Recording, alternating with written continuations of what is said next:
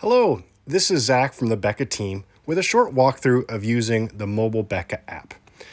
I happen to be using an iPhone with a tracer that shows exactly what I'm tapping on the screen.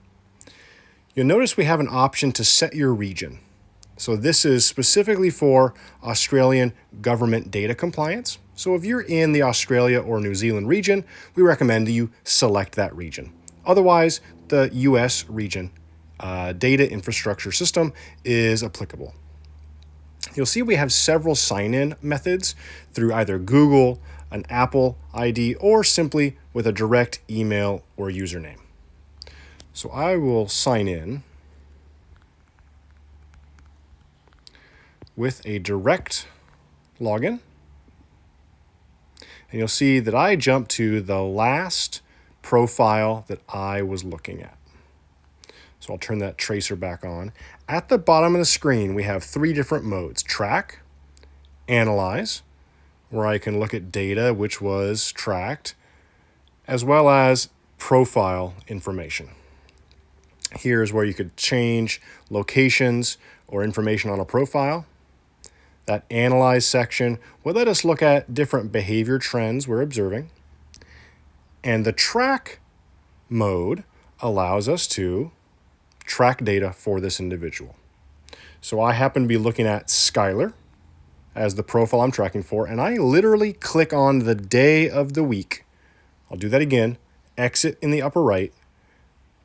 You see I could move between days by scrolling left or right. It's Wednesday. I'm going to click on the day itself.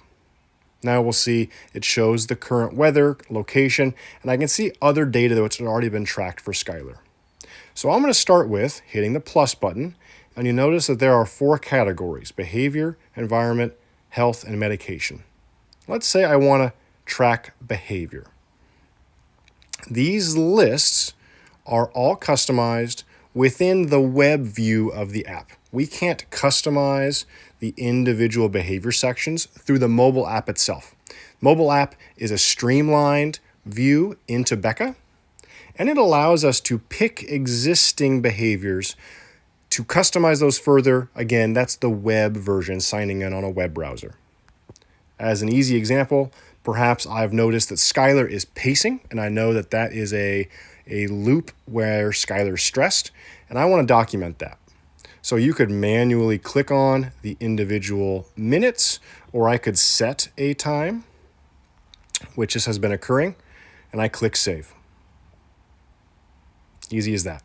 You'll notice there's different tracked items in this list that I could review.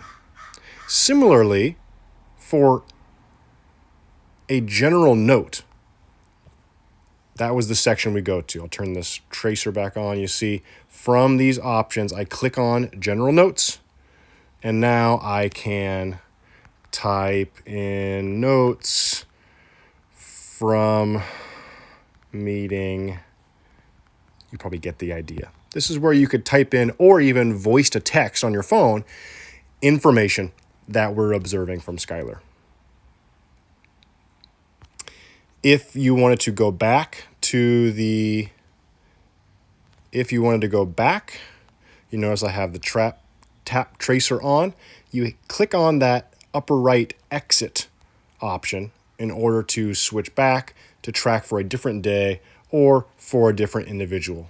I could shift over and look at Andy, and perhaps I want to track something for Andy, hitting the plus button. Maybe there's a health category, and maybe, oh, you know what? There's a fever occurring for Andy. Now, you'll notice I could also add additional context and notes on a specific behavior. So I could say contacted